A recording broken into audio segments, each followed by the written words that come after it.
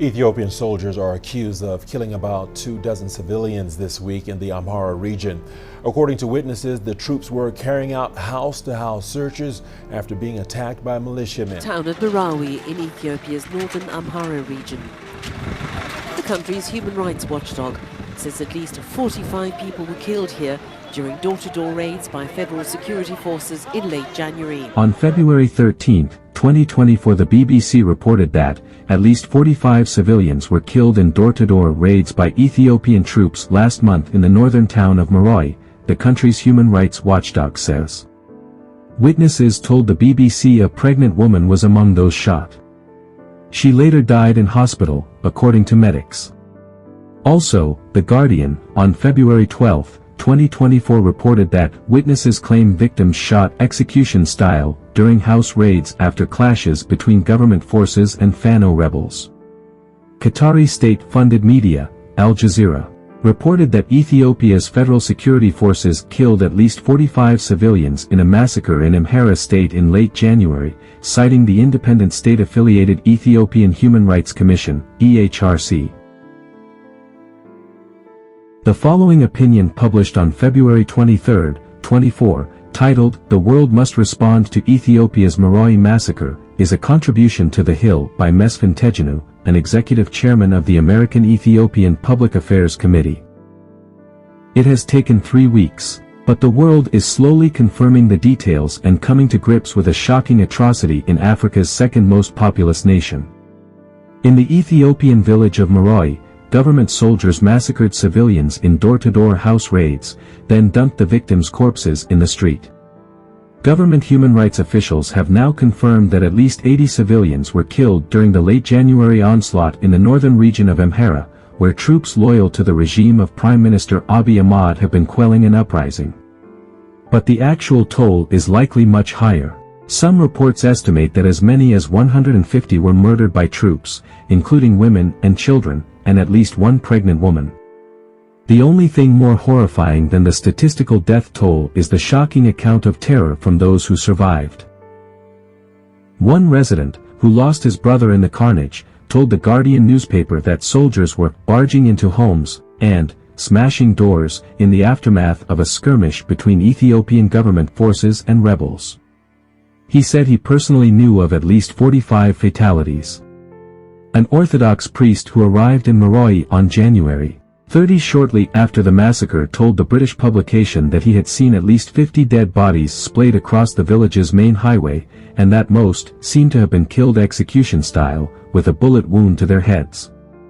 Like the first eyewitness, this priest's brother was also killed in the attack by troops who then stole his money and his phone. The credible reports of these extrajudicial killings in Western news outlets have forced the government State of Emergency Investigative Board to acknowledge the incident in Merawi and launch an investigation.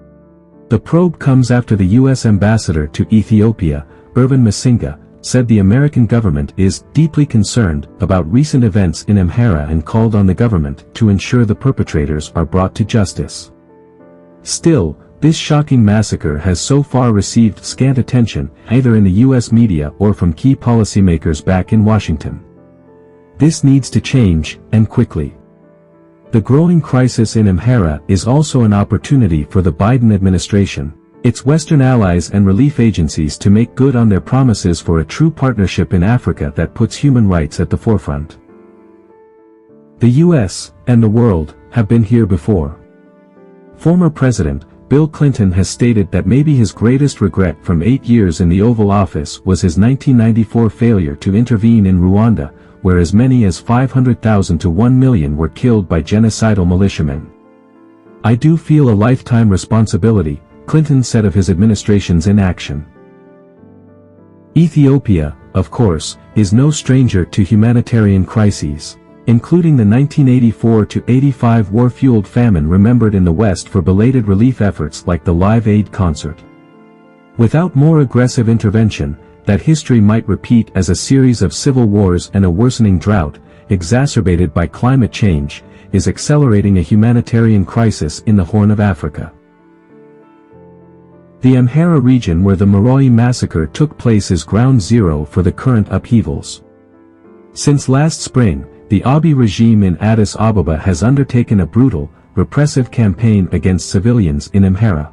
Even after the forces leading the uprising had fought alongside the government to put down another rebellion in the Tigray region earlier this decade.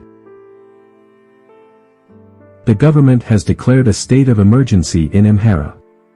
Its deadly offensive has been marked by door-to-door raids, drone strikes on civilians, the destruction of churches and other historic landmarks, and the burning of granaries holding critical food supplies. This is occurring as an incipient famine takes root across rain-starved northern Ethiopia, and the cash-strapped Abiy government defaults on its debts. The Ethiopian crisis could not come at a worse time for the stability of the Horn of Africa.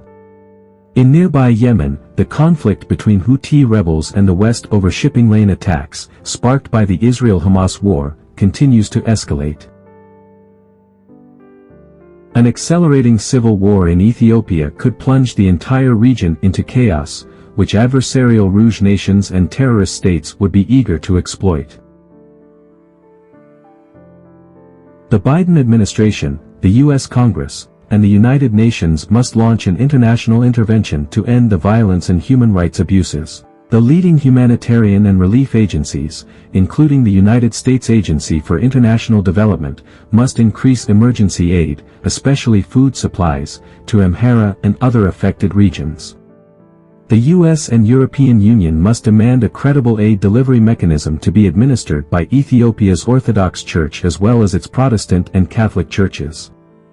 These organizations proved their credible leadership in providing corruption-free food delivery during the country's 1984 to 1985 drought. Finally, the world community must demand an independent investigation into the Merawi massacre and accountability for those who perpetrated it. The American government and its allies must use their influence, moral and economic, to force the Abiy regime to end the state of emergency and withdraw its troops from the region. The bloodshed in Merawi is a warning that Ethiopia is rapidly sliding into a season of genocide and famine. The world cannot stand by idly, as it did in Rwanda with such tragic results. The time for international action is now.